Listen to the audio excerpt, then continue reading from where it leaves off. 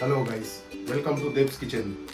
আমার ছোট্ট রান্নাঘর আর আমি আজকে তোমাদের দেখাবো যে আমরা সারাদিন কি কি খাওয়া দাওয়া করি। তো লেটস স্টার্ট। সো আমি এখানে পমফ্রেট মাছে নুন আর হলুদ মাখিয়ে রেখেছি। তার আগে ভিনিগার দিয়ে মাছটাকে 5 মিনিট ভিজিয়ে রেখেছিলাম, কারণ আমার বউয়ের আবার প্রবলেম আছে, সে আবার পমফ্রেটের গন্ধ নিতে পারে না। আমি গ্যাস অন করে দিলাম। এখন আমরা মাছটাকে ফ্রাই করে নেব। তেল মোটামুটি অল্প গরম, আগে তেল জ্বালিয়ে রেখেছিলাম আমি। এবার সামান্য একটু হলুদ দিয়ে দেবো, যাতে মাছ দেওয়ার পরে তেলটা না ছেঁকে। এবার আমি মাছগুলোকে দিয়ে দিচ্ছি একে একে।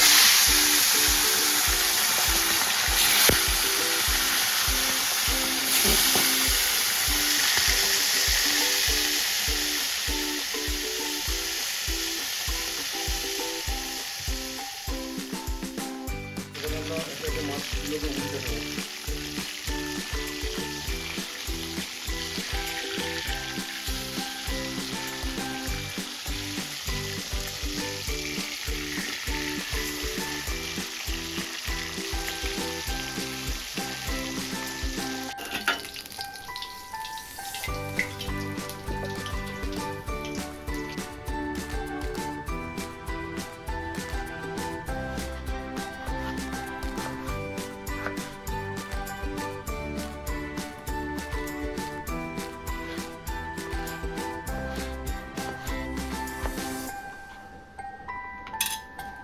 আলুটা আমরা কেটে নিয়েছি, এবার টমেটোটা কেটে নিতে হবে, আর তার সাথে পেঁয়াজও।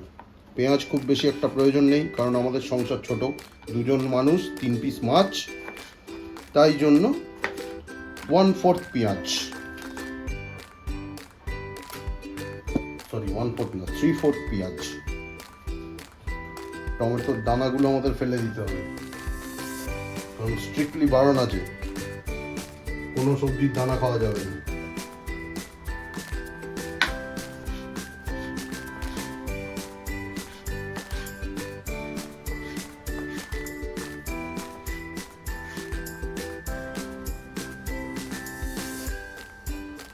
টমেটো আমাদের ডান।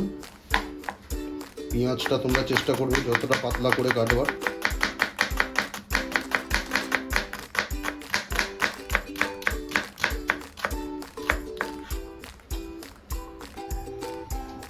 মাছ ভেজে নামিয়ে নিয়েছি, তেল গরমই আছে, সেই তেলে দিয়ে দিলাম কালো জিরে ফোড়ন।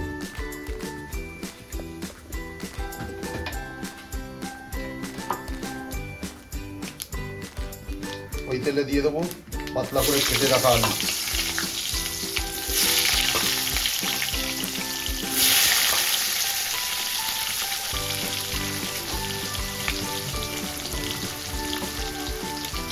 আমরা তো আবার মাছে ভাতে বাঙালি, আমাদের আলু ছাড়া চলে না। আলুটা একটু লাল লাল করে ভাজা হয়ে গেলে তার মধ্যে দিয়ে দেবো স্লাইস করে কেটে রাখা পেঁয়াজ। চেষ্টা করুন পেঁয়াজটা যতটা পাতলা করে কাটা যায়, তাতে পেঁয়াজটা গলবে ভালো, রান্নার টেক্সচারটাও আসবে সুন্দর।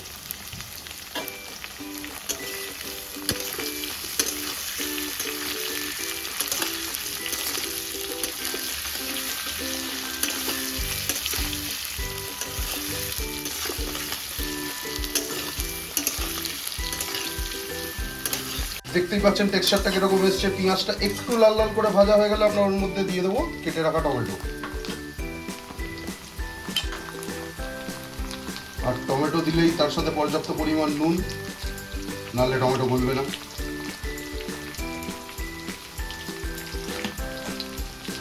নুনটা একদমই আপনাদের স্বাদ অনুযায়ী। তার সাথে আমি দিয়ে দিলাম একটু হলুদ,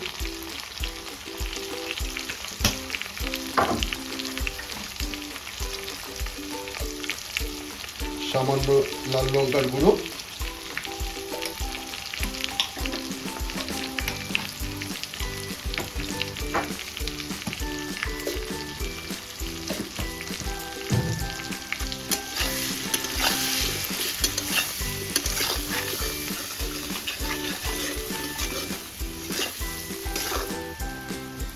সেই সঙ্গে দিয়ে দেবো সামান্য একটু জল, যাতে মশলাটা পুড়ে না যায়।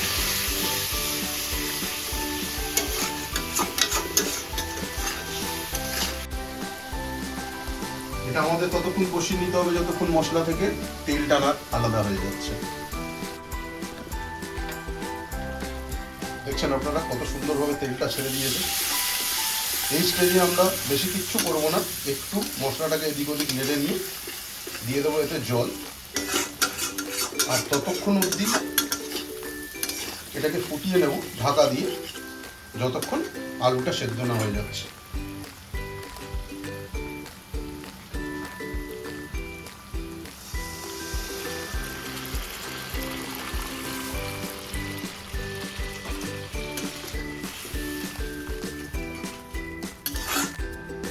মনে হয় আলু এতক্ষণে রেডি হয়ে গেছে, দেখে নেবো আমরা।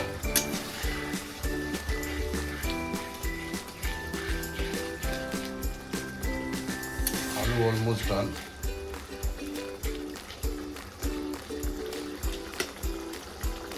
এবারে আমরা এক এক করে মাছগুলোর মধ্যে দিয়ে দেবো।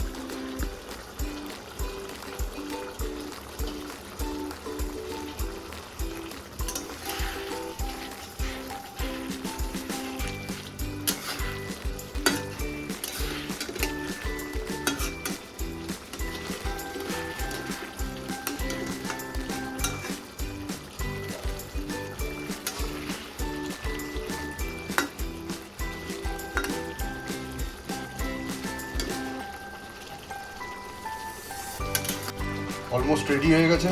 এখন লাস্টে সামান্য একটু চিনি দেবো, একদম নাম মাত্র।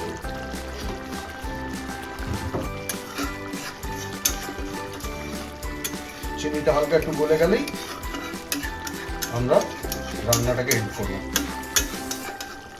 তো দেখতে পাচ্ছ কালারটা কত সুন্দর এসছে।